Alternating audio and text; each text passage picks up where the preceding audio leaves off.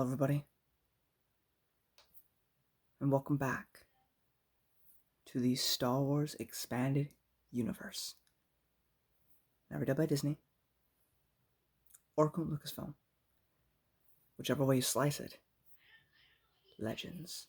Again, if you can hear screaming in the background, I apologize, it's at nighttime, but I like to do these things right after finishing it. Today, I have the novel Revan for you.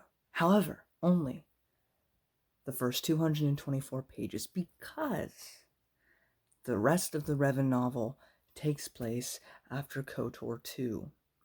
I don't know if I'm going to usually do this, but I am trying to go in chronological order. And I think there's a good chunk to talk about just here alone. And I know if I wait till after KOTOR, which is like a 40-hour game, that I'll forget a lot of stuff that I've read if I wait that long. So I'm just going to do a part 1 and a part 2 to the Revan novel. One before I play KOTOR 2, and one after I play KOTOR 2. Now, can I recommend the whole book? Well, that would be disingenuous because I haven't read the entire book. As for the first 224 pages, I think they're really good. I think they're really, really good so far. I think it's, I'm going to go out on a limb here, but I'm going to say the whole book is worth reading. Now, I know there's a lot of gripes people have with this book. I will wait till part 2 to talk about it because that's where most of the gripes come from. I don't think any of the gripes come from this part. But I do think, at the very least, these first 23 pages are worth your time. The events follow Revan, who canonically is a male. I'm sorry if that upsets you. But that is that. Married to Bastila, 2 years after the events of the KOTOR Knights of the Old Republic video game. The council has allowed Bastila and Revan to get married so long as they keep it on the hush-hush and don't spread their heresy to others. On the flip side, on the unknown regions of the galaxy, we start off on a planet called Dramon Kas, where the Sith Empire reigns supreme. Because we learn about a man named Vitiate, who was alive during the time of Marco Ragnas, at the time of Naga Sadow and Ludacresh. But while they fought, and then Sadow attacked the Republic, Vitiate got the rest of the Sith followers after Naga Sadow's defeat and left for the unknown regions to conquer and build up a Sith army so that one day he could attack the Republic. We get some revelations about Revan. We get to see a familiar Mandalorian face, and get to learn a bit about this Sith culture out in the unknown regions. And funny that it's a very similar thing to the Lost Tribe of the Sith, and yet I still find it more compelling. Who'd have thunk it? And by the way, I forgot to mention, this is written by the phenomenal, as always, Drew Karpyshyn. Drew Karpyshyn is also the one who did my favorite trilogy of everything I've read of Star Wars Legends so far, the Darth Bane trilogy. So no matter what you feel about this book, it's probably written well. Well, that's my opinion. But anyway, that's pretty much all I'm going to say non-spoiler-wise. I will talk about the rest of it when we get to part 2, which probably won't be for a while because I got to play all of KOTOR 2. But I do think this book is worth your time. I haven't finished it, and no matter how I feel about the ending, no matter how I feel, I'm still going to say this book is worth it, and it's good. Anyway, I'm going to talk about some things. If you don't want any spoilers at all, time for you to leave.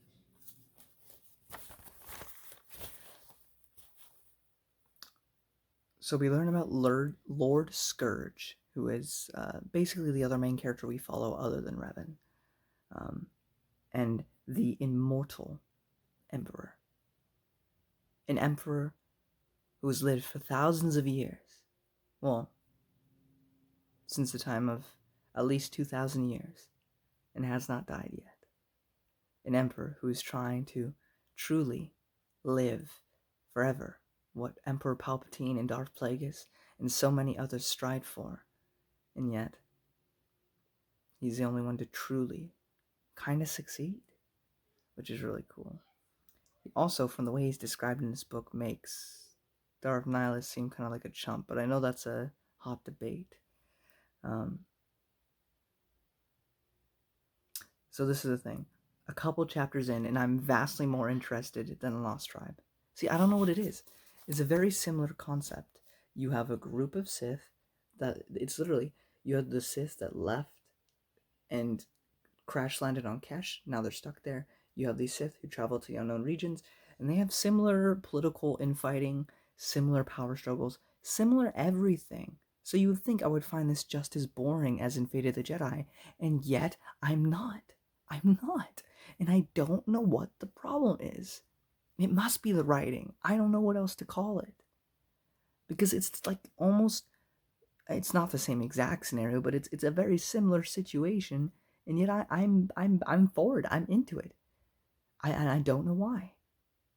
But I just thought I'd mention that. I love Canderous.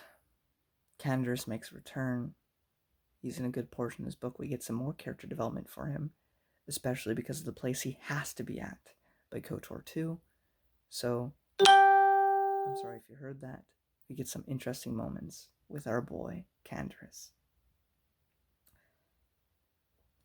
We learn that Revan hid Mandalore the Ultimate's mask so that the Mandalorians would be struggling to find their way after the events of the Mandalorian Wars. I mentioned the heresy thing. Again, it is so bizarre. You have Revan. Yes, his mind was erased, but he returned to the light. And yet he still holds unique views. You know, he doesn't find love to be something bad or something that it can lead to the dark side, but like Jolie taught him, so long as you control your passions, right? And they're gonna have a baby, and it's great, but he can't tell anyone what he's learned. And the sad part is, if he had, so many of the big events of Star Wars may have never happened just by simply teaching this new way. It won't be perfect, because I believe, unlike secular humanists or other religions, I believe we're imperfect. No matter what we do, we will always be imperfect. I believe that Luke's academy, Luke's new Jedi Order, was the pinnacle that the Jedi ever reached. And I still stand by that. But of course, you have the outliers, you have the people who fell away. But that's stubbornness, pride. Things you can't control. You can only train them the best you can and hope for them. Jason. But Jason's circumstances were a whole lot different than most of these Sith. Even Darth Vader.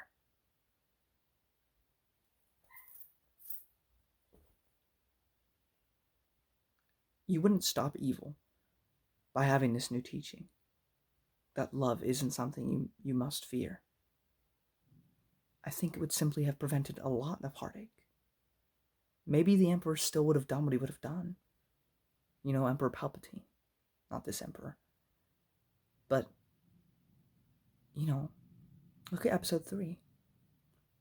Perhaps if the Jedi weren't hypocrites, then Palpatine would have never been able to make his plans come true. Had, Yoda not spread dogma and had actually told Anakin it's okay to love so long as you control your passions, perhaps Order 66 might have never happened. Perhaps Luke and Leia could have grown up with a mother and a father.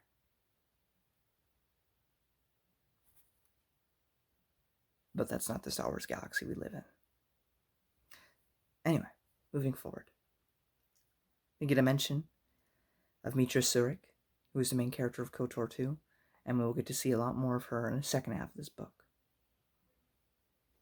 We get to see Atris, who we will get to see also in KOTOR 2. I only mention it because I thought it was really cool. I don't have much of an analysis to mention, though.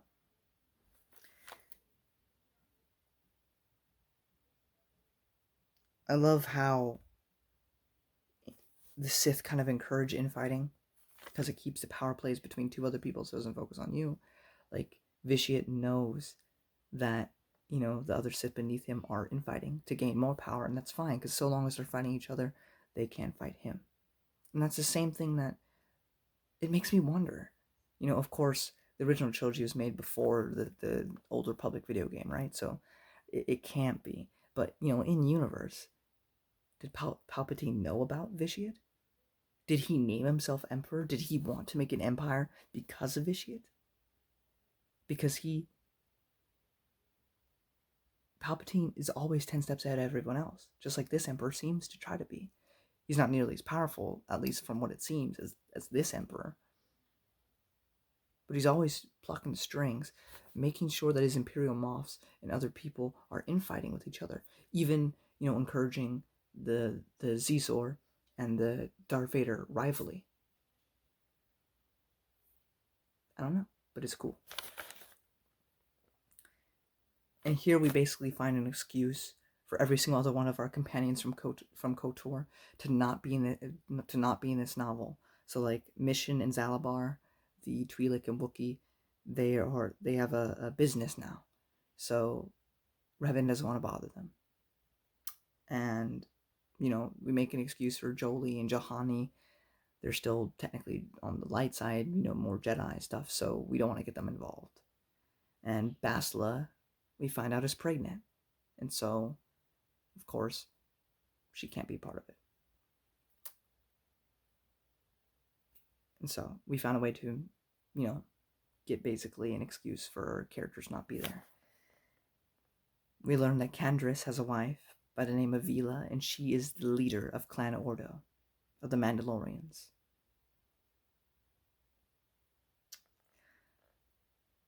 Revan remembers where the mask is. Mandalore's mask. And he gets there, and there's a lot of stuff that went down in the book, but basically, Vila is going to shoot Revan. And then, since Canderous doesn't back down, she said, I'm going to shoot you too. And Canderous has to shoot his own wife and fellow Mandalorian brothers because he's loyal to Revan. And that was rough. And soon after that, Revan decides to continue on his own, but says that Canderous cannot join him. He must be with his people. And he tells Canderous to take the Mandalore mask and to become the new Mandalore. And Canderous becomes Mandalore the Preserver. We'll see Mandalore again in KOTOR 2.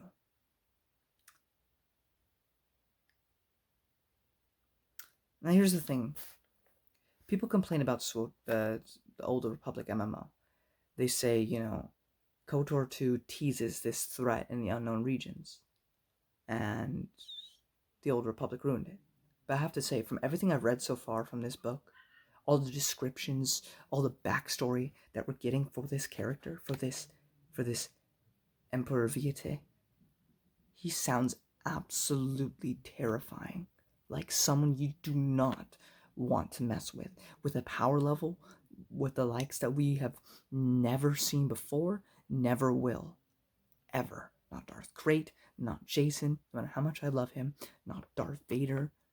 No one, not even Emperor Palpatine, will ever come to this level of power, in my opinion. But I mean, even just from the descriptions they give him alone, I've never seen Palpatine do anything like that. Maybe he can. But even in Dark Empire, he never did any of that. So, I don't know. But I feel properly terrified of what this man can possibly do.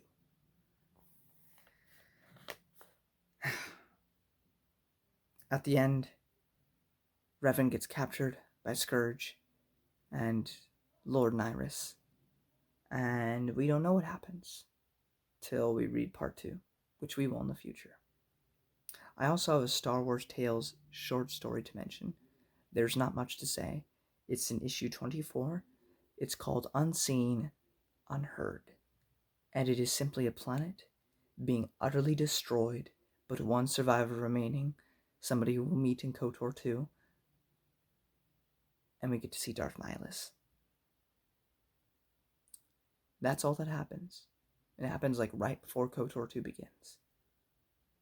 Or maybe a little bit before it. And that is it. I hope you enjoyed this video. If you did, give it a thumbs up. Sharing episode a ton. I know this is kind of weird to not review a full novel, but I just thought this is the best way to go about it. I wanted to get my thoughts out before like spending 40 hours somewhere else and not being able to talk to you guys. So there's that.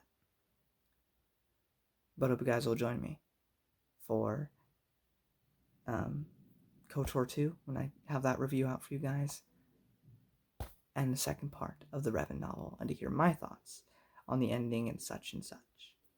Until then, may the Force be with you. Bye-bye.